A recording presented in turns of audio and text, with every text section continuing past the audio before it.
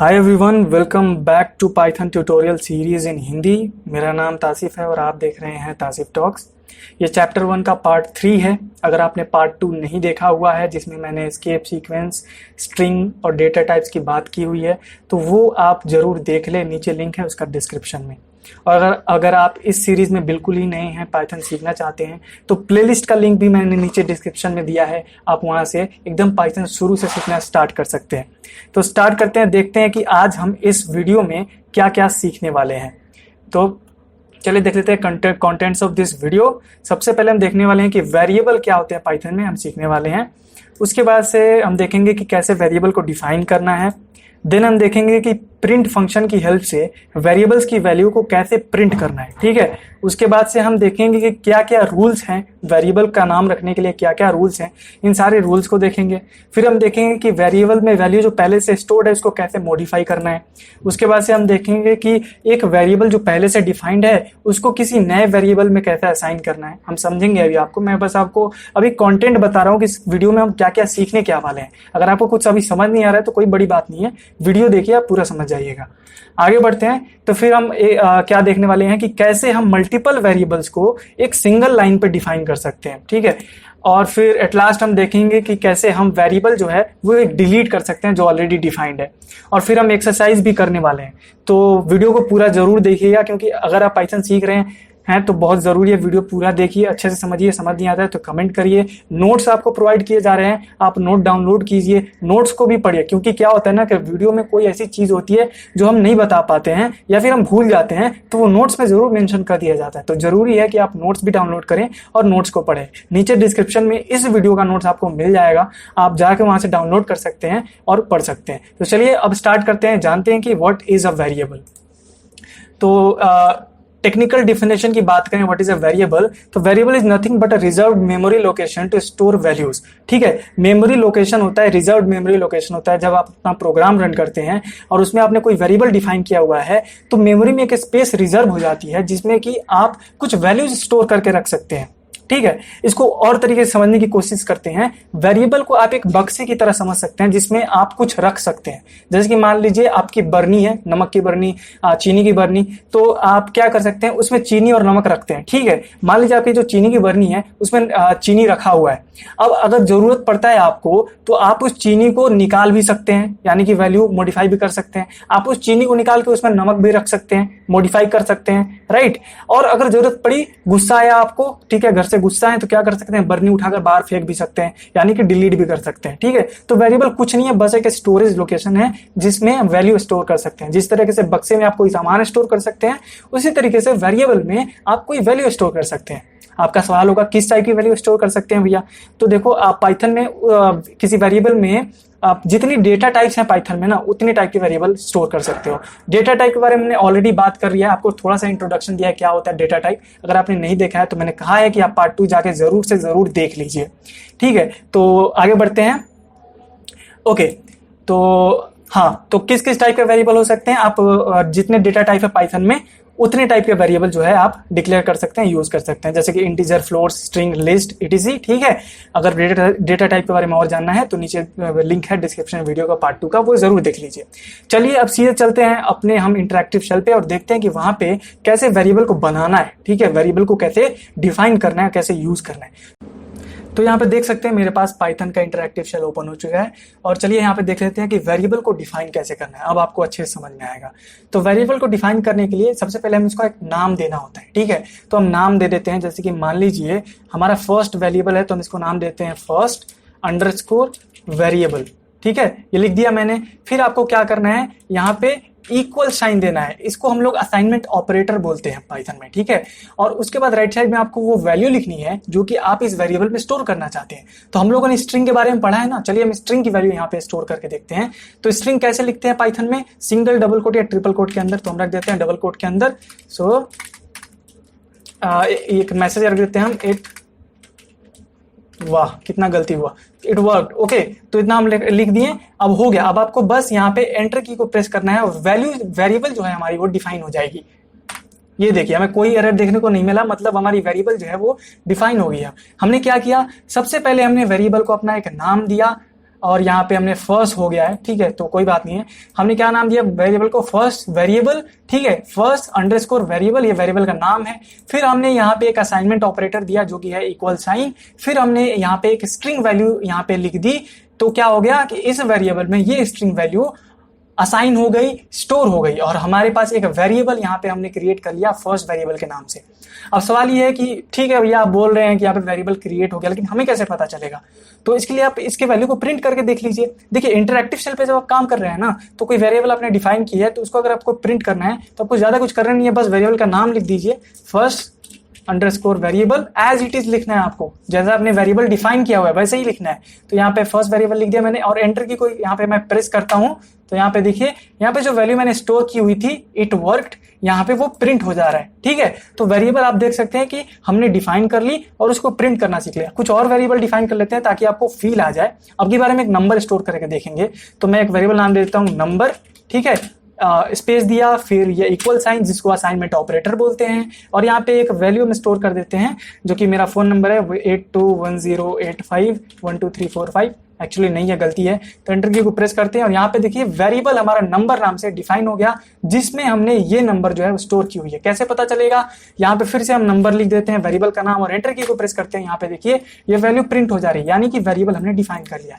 आप बार बार कोशिश कीजिए, वेरिएबल डिफाइन करने की कोशिश कीजिए। करना क्या है, नाम लिखना है वेरिएबल का, जैसे कि नेम, ठीक है, और फिर क्या देना है, असाइनमेंट ऑपरेटर यानी इक्वल साइन, और फिर आपको वो वैल्यू स्टोर करनी है जो आप स्टोर करना चाहते हैं। हमने यहाँ पे नंबर स्टोर किया, हमने यहाँ पे स्ट्रिंग स्टोर किया। चलिए यहाँ पे फिर से एक स्ट्रिंग स्टोर कर देते हैं, नाम तासिफ, ठीक है। फिर एंटर की को प्रेस करते हैं और यहाँ पे देखिए वेरिएबल क्रिएट हो चुका है। प्रिंट करने के लिए क्या करेंगे, यहाँ पे सिर्फ हम वेरिएबल का नाम टाइप कर देंगे, एंटर की को प्रेस कर देंगे और ये प्रिंट हो जाएगा, ठीक है। ओके, तो अभी तक हमने देखा कैसे वेरिएबल डिफाइन करते हैं और फिर उसको कैसे प्रिंट करते हैं इंटरएक्टिव शेल पे। लेकिन जब अगर आप पाइथन के स्क्रिप्ट मोड में काम कर रहे हो तो आपको ये फीचर नहीं मिलेगा कि आप वेरिएबल का नाम यहाँ पे लिख दें, एंटर की को प्रेस करें और उसकी वैल्यू प्रिंट हो जाएगी। ऐसा आपको स्क्रिप्ट मोड में देखने को नहीं मिलेगा, ठीक है। तो इसके लिए आप क्या कर सकते हैं, प्रिंट फंक्शन का यूज करते हैं हम लोग, राइट, प्रिंट करने के लिए। तो देखते हैं प्रिंट फंक्शन की हेल्प से कैसे वेरिएबल को प्रिंट करना है। तो हम लिखेंगे प्रिंट, ठीक है, और फिर क्या करेंगे, पैरेंथेसिस, और पैरेंथेसिस के अंदर क्या डबल कोट लिखेंगे, ट्रिपल कोट लिखेंगे, सिंगल कोट लिखेंगे?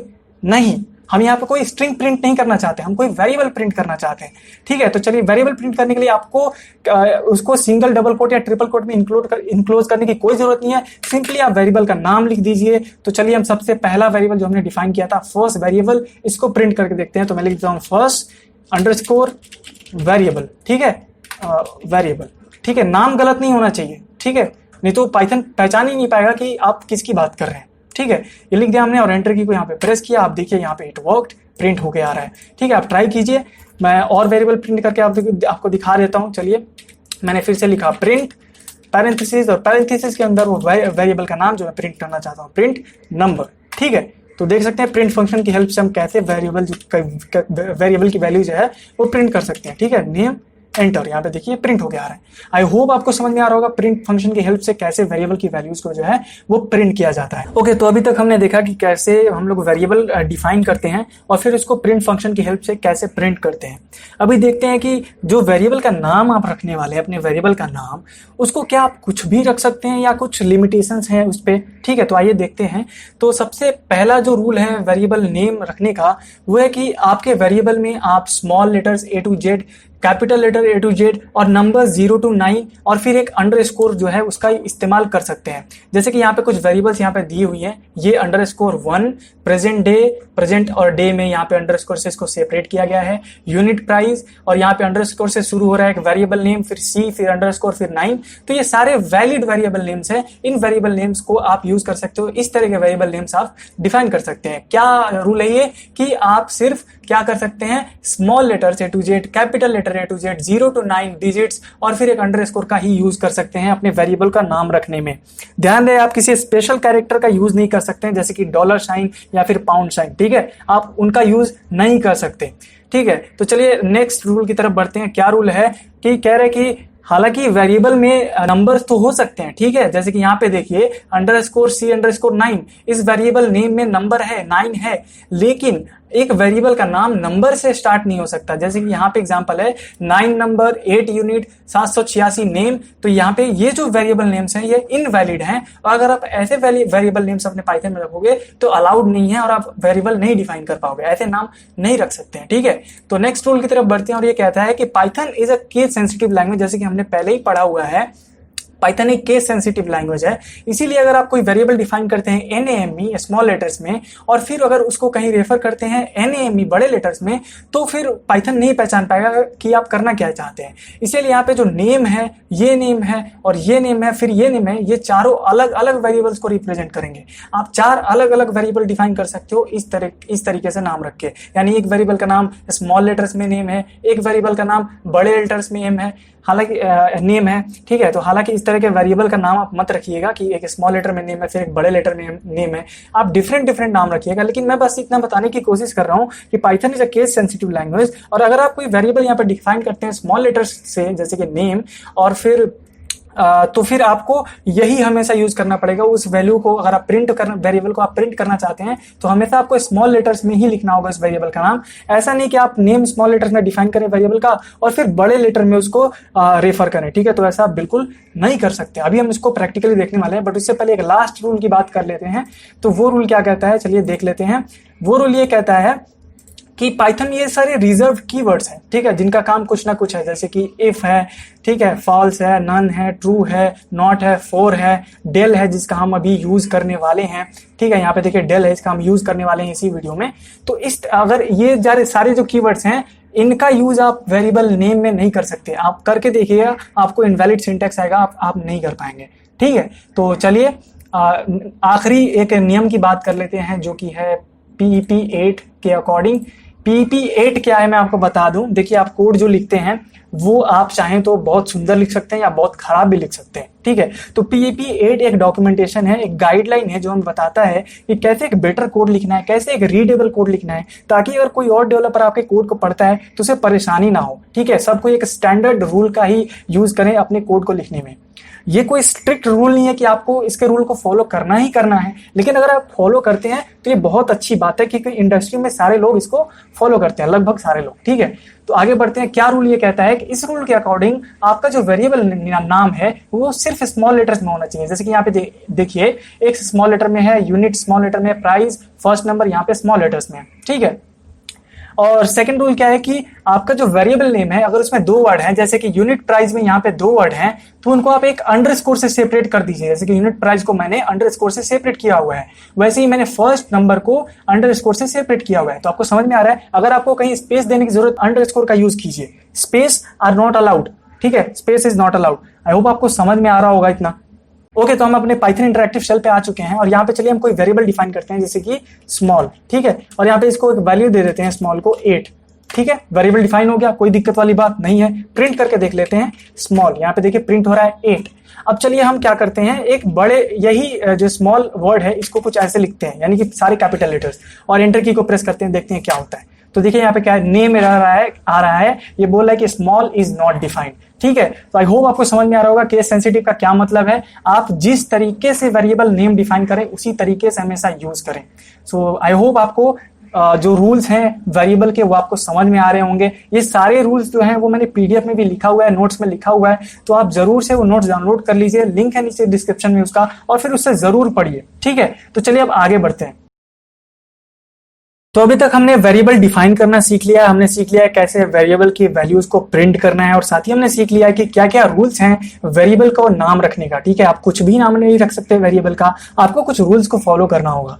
ओके, तो अब बात कर लेते हैं कि एक वेरिएबल जो हमने ऑलरेडी डिफाइन किया हुआ है उसकी वैल्यू को कैसे चेंज करना है, कैसे मॉडिफाई करना है। तो एक वेरिएबल हम डिफाइन कर लेते हैं नंबर, इसकी एक वैल्यू दे देते हैं 98, और यहाँ पे देखिए वेरिएबल डिफाइन हो गया। इसको प्रिंट करके देख लेते हैं, 98 प्रिंट होके आ रहा है, यानी वेरिएबल डिफाइन है, कोई एरर नहीं आ रहा है, बिल्कुल सही है। चलिए अब हम इसकी वैल्यू को चेंज करके देखते हैं। उससे पहले आप ध्यान रखिए, अभी वेरिएबल की वैल्यू कितनी है, 98, और जब हम इसको प्रिंट कर रहे हैं तो क्या आ रहा है, 98। ओके, तो चेंज करना भी सेम है जैसे कि आप डिफाइन करते हैं। ठीक है, तो चेंज करने तो आपको क्या करना है, वेरिएबल का नाम लिखना है, नंबर, फिर वही असाइनमेंट ऑपरेटर, और फिर जो नई वैल्यू आप असाइन करना चाहते हैं वो रख दीजिए। तो 135 मैंने रख दिया, एंटर की को प्रेस किया और हो गया बस। अब यहाँ पे फिर से आप प्रिंट करके देख लीजिए, जो वैल्यू थी वो चेंज हो चुकी है।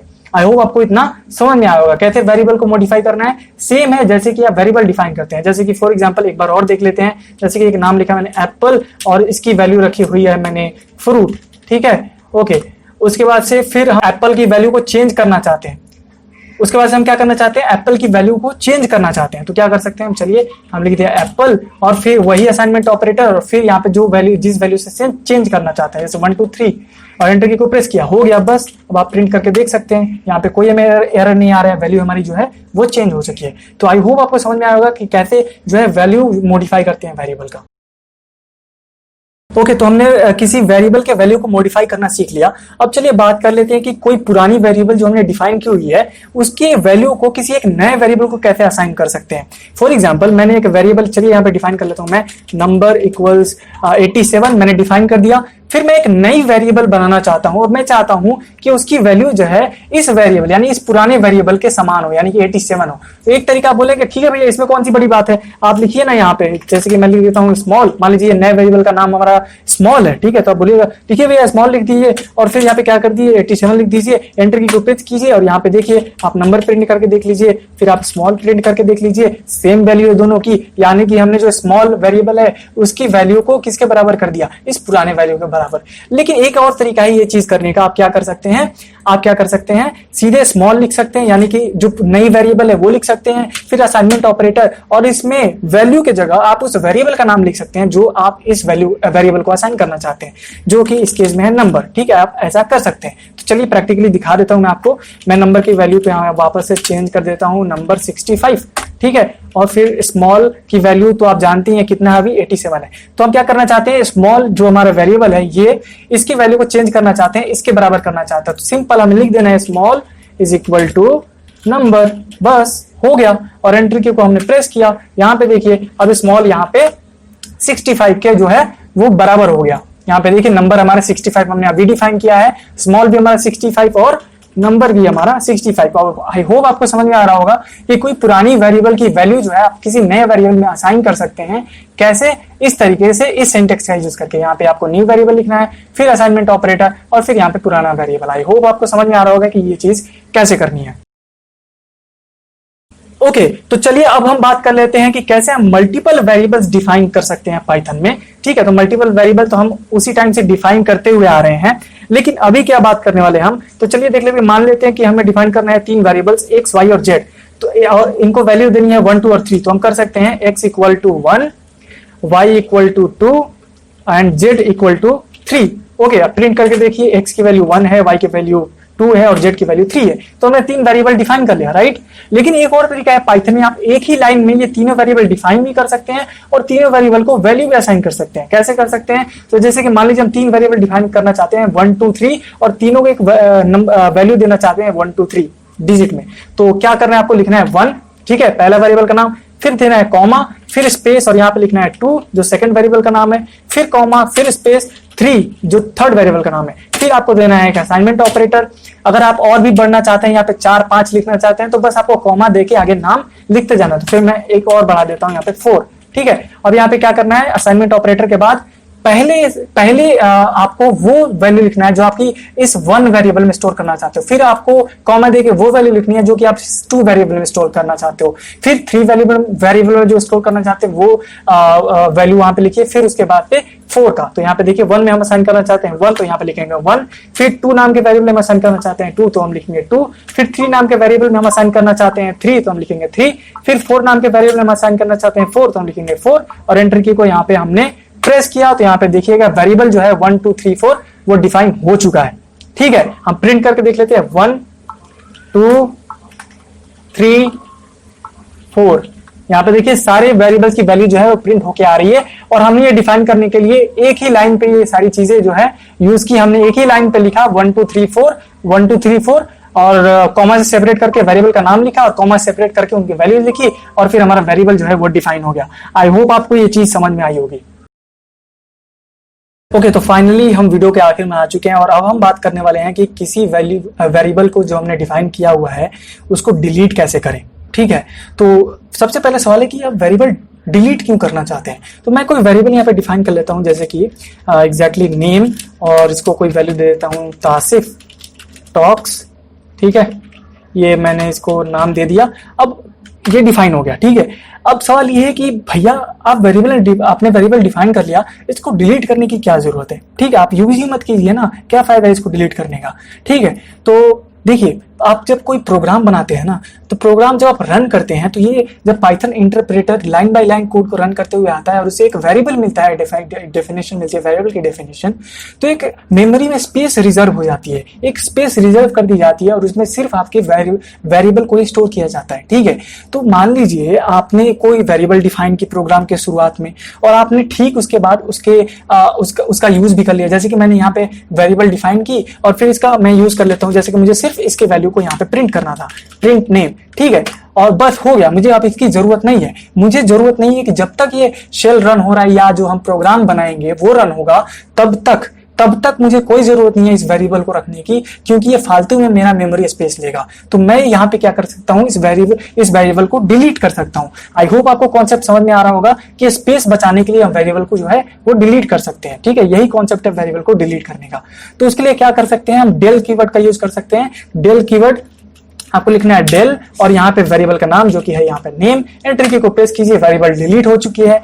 कैसे डिलीट होगी, कैसे पता चलेगा भैया? तो आप प्रिंट करके देखिए क्या प्रिंट हो रहा है। तो हम टाइप करते हैं नेम, एंटर की को प्रेस कीजिए, तो यहाँ पे कह रहा है नेम इज नॉट डिफाइंड, ठीक है। तो अभी तक डिफाइन नहीं किया गया क्योंकि हमने यहाँ पे नेम को डिलीट कर दिया इस वेरिएबल को, ठीक है। क्या करना है, सिंपल सा कोई वेरिएबल है जैसे कि नंबर इज इक्वल टू 8765, और इसको अगर आपको डिलीट करना है तो डेल और फिर इस वेरिएबल का नाम, एंटर की को प्रेस कीजिए, खत्म बाजार, ठीक है।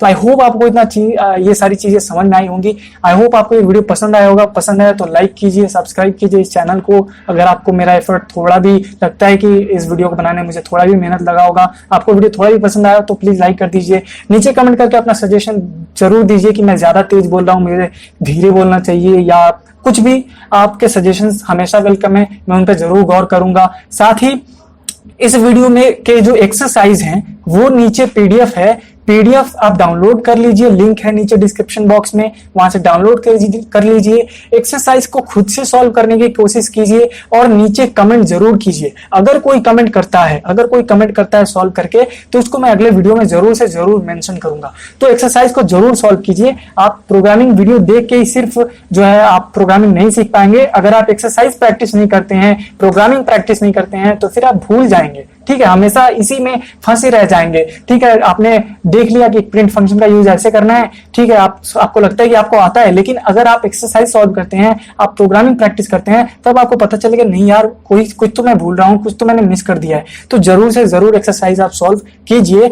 नोट्स आपको डाउनलोड करना इसलिए भी जरूरी है क्योंकि मैंने वीडियो में जो भी चीजें बताई उसको मैंने लिखा हुआ है वहां पे। तो इनकेस अगर आपको वीडियो देख के समझ नहीं आया तो आप नोट्स पढ़ के समझ सकते हैं, ठीक है।